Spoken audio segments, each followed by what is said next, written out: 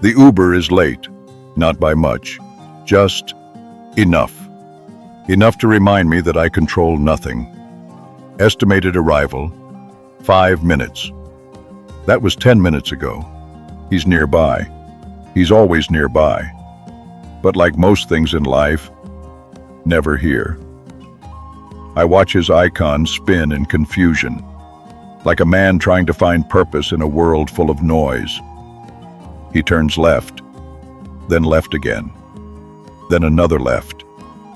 A perfect circle of missed chances. I could cancel, reorder, complain. But no. I remember what Marcus Aurelius said. You have power over your mind, not outside events. Realize this, and you will find strength.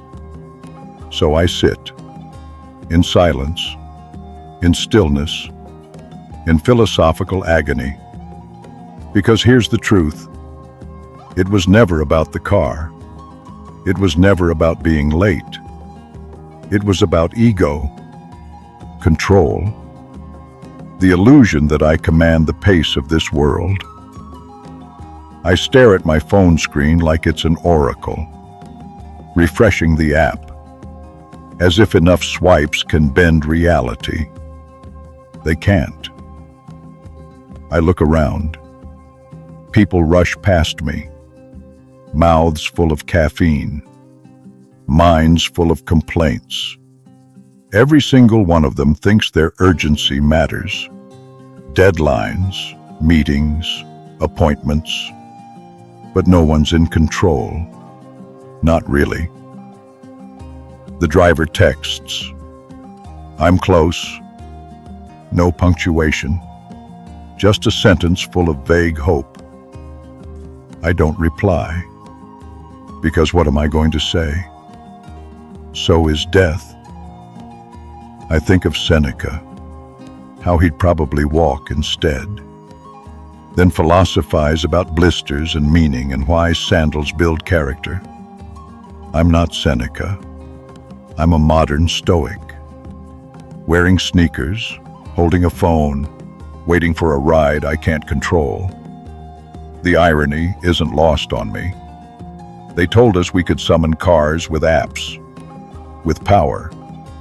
But what we really summoned is patience, frustration, self-reflection, tiny spiritual meltdowns between Starbucks runs. Because modern convenience doesn't erase ancient truths, it just puts them on Wi-Fi. I think of Marcus again. If he were here, would he still say to accept what you can't control? Or would he break his silence to say, bro, just walk? This isn't a test. You're just soft. Either way, I stay seated. Not because I'm calm, but because I've committed to wait, to breathe, to pretend this is all a lesson. Maybe it is. Maybe life sends late Ubers on purpose, to slow us down, to humble us, to strip away the illusion that the world runs on our schedule. It doesn't. It runs on chaos, Wi-Fi, and probably a driver who's currently arguing with his GPS. So I sit, still, unmoved. Not because I'm Zen, because I'm out of battery and out of excuses. And maybe that's where philosophy begins. When your phone dies and your plans fall apart, and all you can do is watch the sky and accept the moment as it is. Still waiting. The car's closer now, on the map. But maps lie. They show distance, not delays. Movement, not meaning. He turned the corner, but not my corner. Close, yet irrelevant. Like most advice on the internet. Another message pops up. Here. I look around. He's not here. Unless I've suddenly become invisible. which would actually explain a lot about my dating life. I text, "I don't see you." He replies, "Same." Existential dread intensifies. Is this Uber or a metaphor? Two people in the same city, on the same map, trying to connect, and missing each other by one invisible degree. I stand up, start walking toward where I think he is, phone in one hand, pride in the other. I feel like Marcus in a modern toga, except the toga is sweatpants, and I smell like disappointment. Why does this feel familiar? Because this isn't the first time I've waited for something that promised to show up and didn't. This isn't about Uber anymore. It's about expectations, control. The subtle humiliation of thinking life owes you smoothness just because you were on time. Seneca would laugh, then write a whole essay called "On the Futility of GPS." I see the car now, far away, moving again. But the moment I step toward it, he cancels. Just like that. No apology, no explanation, just digital silence. The same silence you hear after trusting the wrong person or expecting too much from a plan. I stare at the cancellation message, and somehow it feels poetic, because deep down, I knew. This was never about the ride. It was about my reaction. Whether I'd complain, whether I'd rage, whether I'd unravel over a few wasted minutes, or finally get it. Not everything that fails you deserves a response.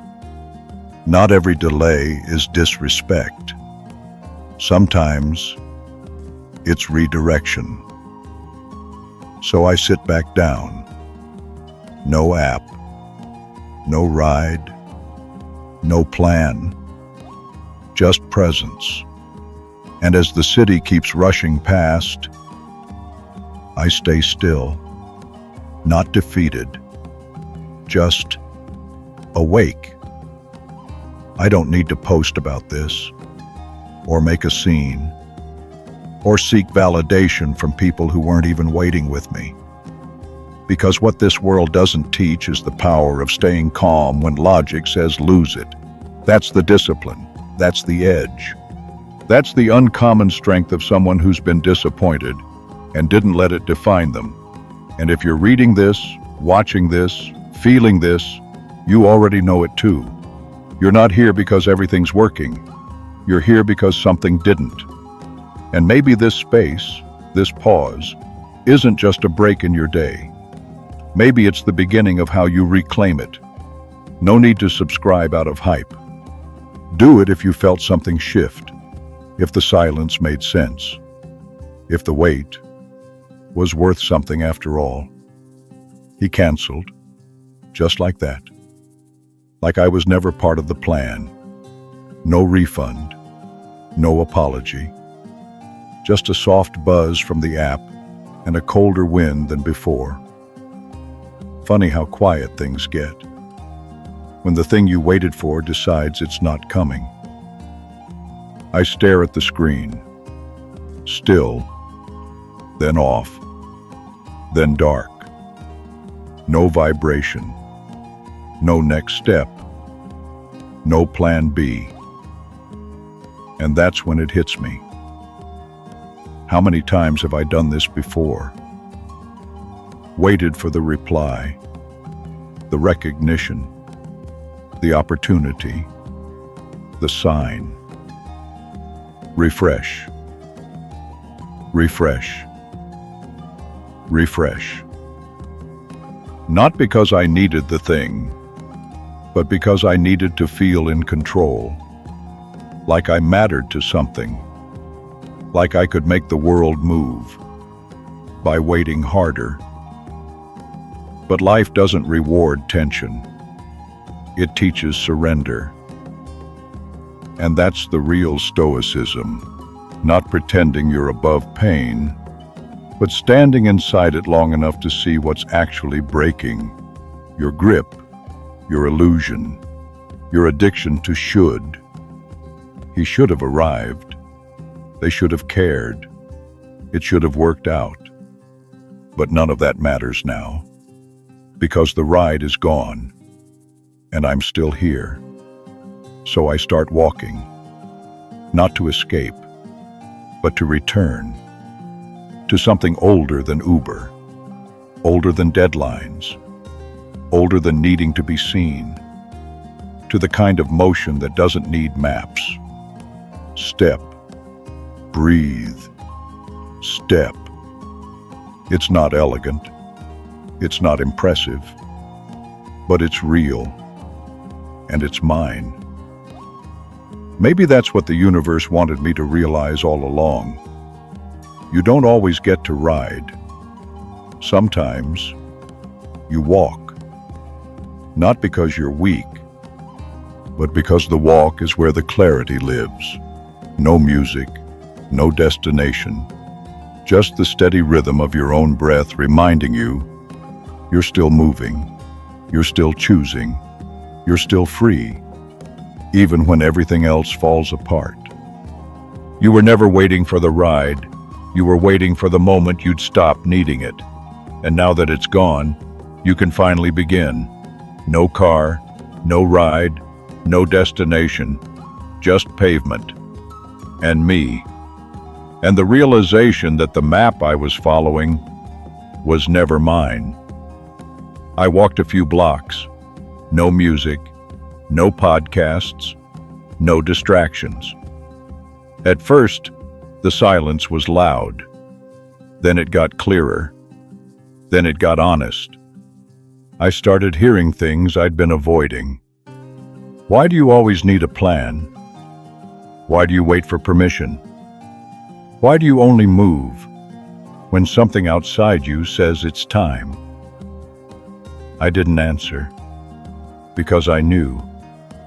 I've spent too much of my life reacting, waiting for cues, for signals, for some external spark to tell me, now it's safe, now it's smart, now it's guaranteed. But Stoicism doesn't wait for guarantees.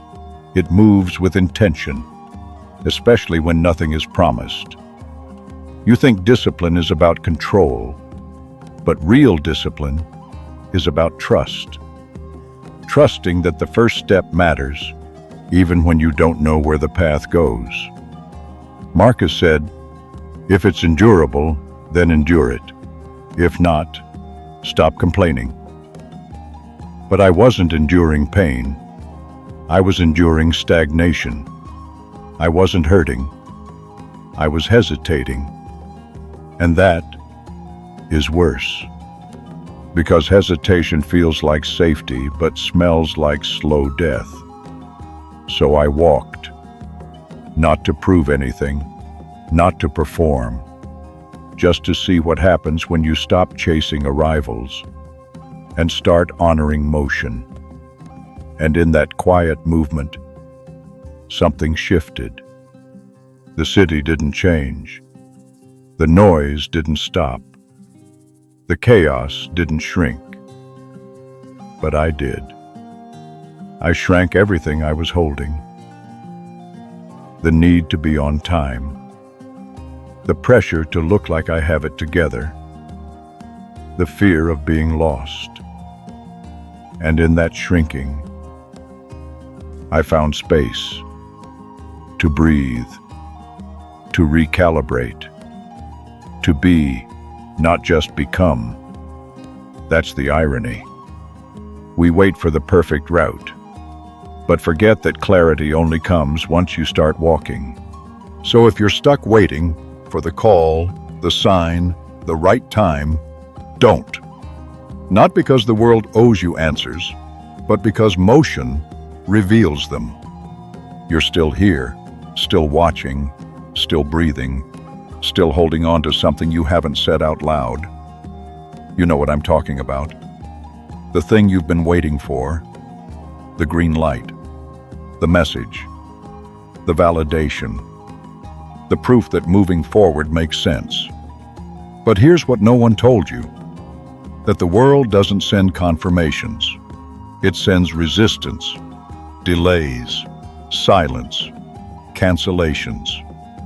And it watches what you do next. Not what you say, not what you post, not what you plan, what you do. And deep down, you know it too. That job that ghosted you, maybe it wasn't for you. That person who stopped replying, maybe their silence was the truth you wouldn't admit. That plan that fell apart, maybe it was too small for who you were becoming. But the pain, that stayed. It taught. And now, here you are, not broken, not bitter, just aware. Aware that what you thought was rejection was redirection. That what you thought was unfair was unfiltered reality. That life was never about clean outcomes. It was always about the clarity that comes after you stop begging for them. So maybe this isn't a story about Uber. Maybe it's about every time you waited for someone or something to tell you, "You're good now, you can move." But guess what?